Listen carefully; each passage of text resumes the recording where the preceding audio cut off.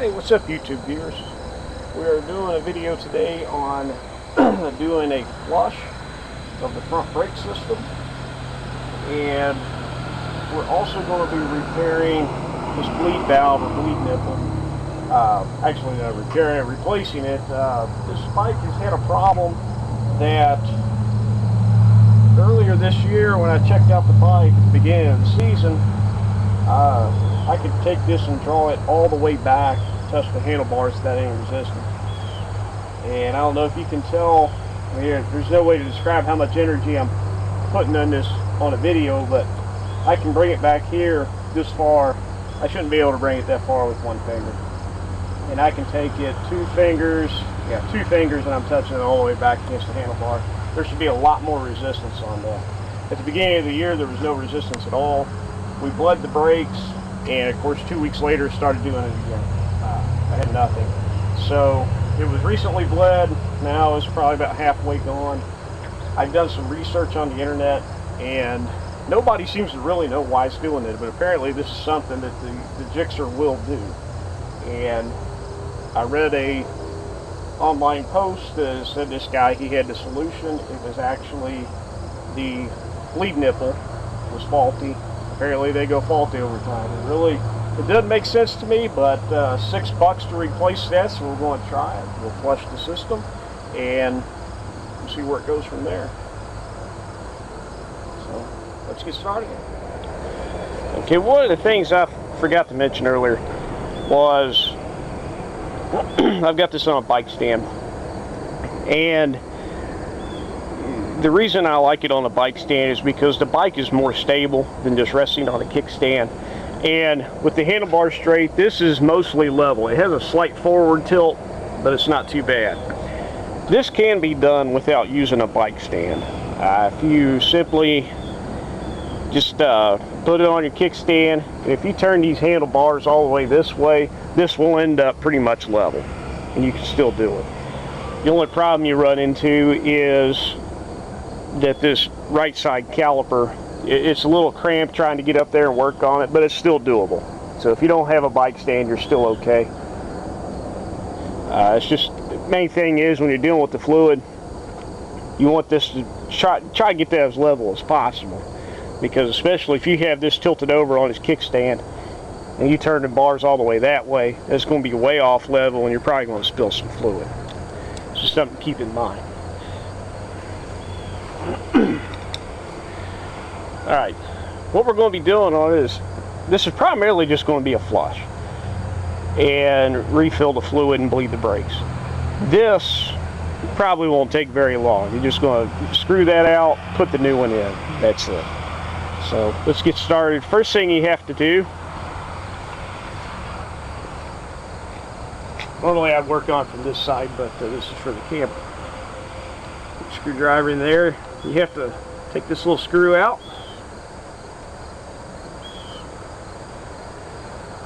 Alright, that comes off. Set that in a safe place.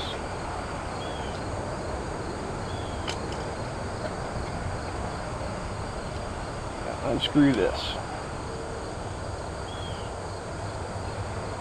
I just realized the thing I forgot to do was put on gloves. So let's go ahead and set this down.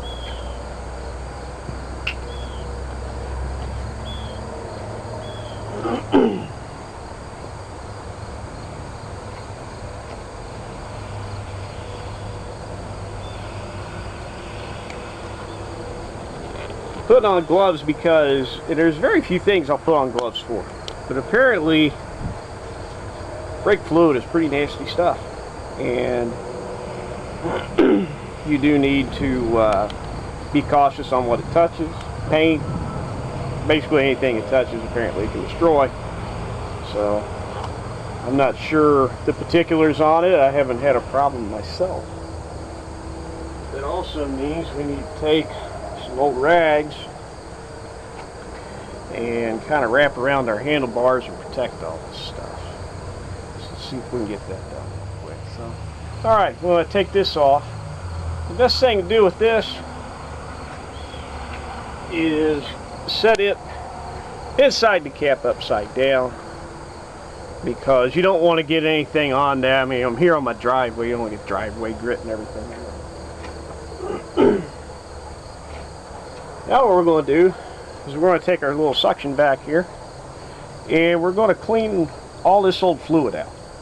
Like I said, we're doing a complete flush. We're not just doing a bleed, so we want to get rid of all this old fluid.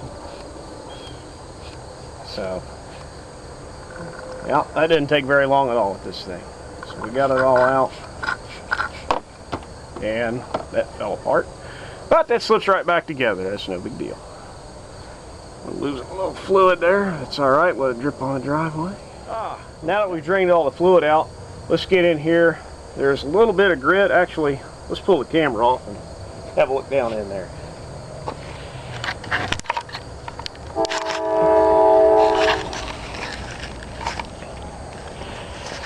If the camera can pick it up, it can't.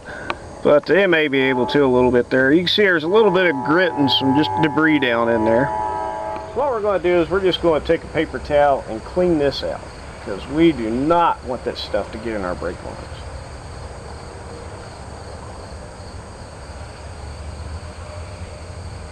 We're also soaking up all the remaining fluid that little vacuum couldn't get out. So let's make sure we got all that stuff cleaned out real good. Soaked it up. Alright. Alright. Now next thing we want to do is hook this little hose up to our bleed nipple. This is for the vacuum. Now I pull this off, that way I'm just working with this. A whole lot easier to deal with than trying to handle the whole vacuum thing, because it's a little tough to get this on, which is a good thing. You want a tight fit. All you gotta do is just pop that up, this little dust cover, and just kind of work this on.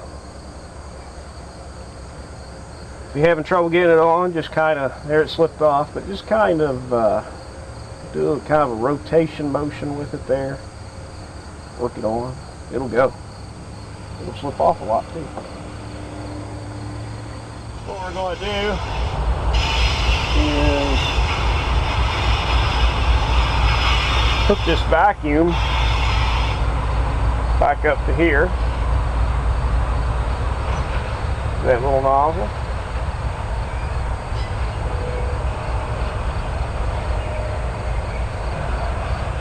Alright, there's that.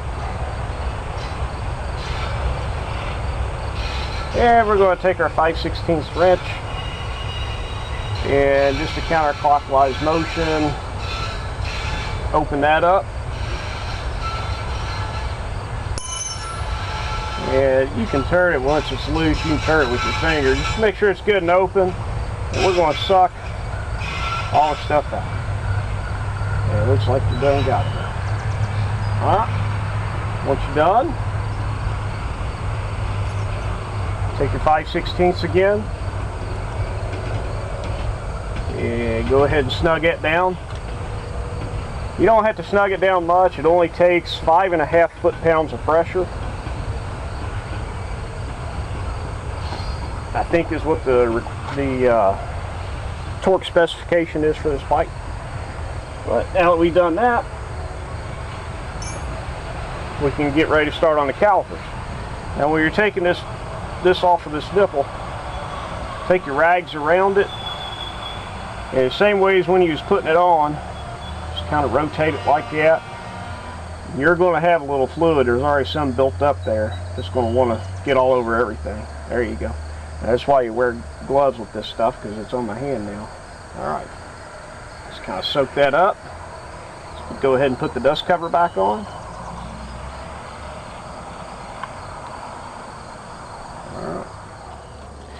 Alright, the next part is this caliper.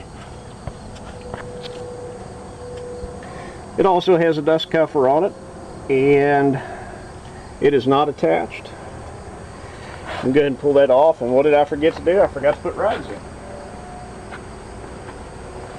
So let's get another rag. Now we're just going to put this on the same way we did the other one.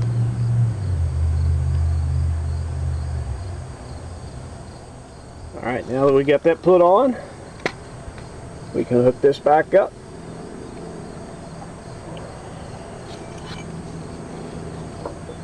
And put our 5/16 in here. And let's open that up. Oops, slipped off. That's okay. Let's crack that open.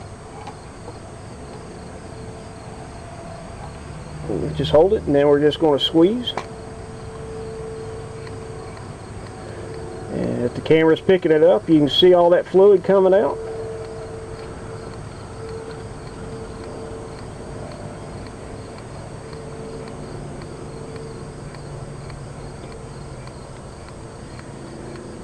Alright. That's probably about all we're actually going to get out of it. So go ahead and snug that back down. Got a little bit drip down there. Alright, same thing. We want to slowly pull this off.